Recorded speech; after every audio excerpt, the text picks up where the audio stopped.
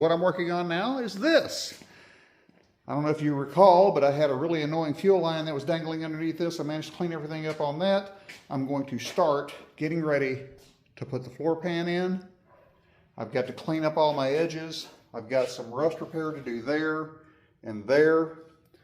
And then I've got to continue cutting out and grinding all of the old spot welds back so the floor can sit down just as nice as that one over there does.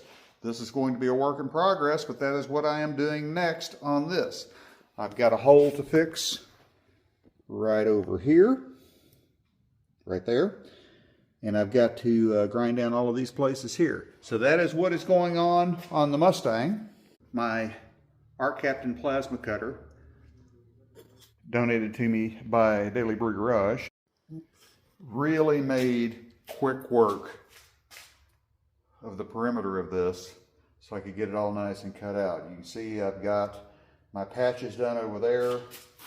I've got my patch done here. I can clean that up, of course. That will be done. But the main thing now, I've got all of this cleaned up. I'm going to clean all that out, spray in my rust inhibiting primer, and then spray the weld through primer on that. I've also gone ahead and marked all that off as I stated. Got all the holes drilled. Good God, that's a lot of holes to fill. But that is how I'm going to plug weld it into place. On the underside, I'm going to put the weld through primer on and weld this thing into place. But the first thing I have to do is clean up the underside of this and make it look presentable. I've got a needle scaler and brushes and a few other things I'm going to use for that. But in the meantime, that's what we're going to do to get to work. See here, it sits in really nicely. Got my plug well holes ready to go.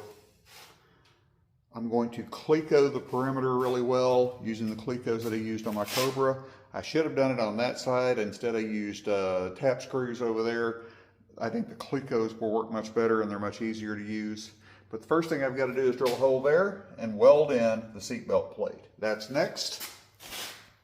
And of course, we're going to continue on this, getting the floors ready so I can get ready to take this to another shop and get some assistance putting the quarter in on the driver's side. Be sure and stick around.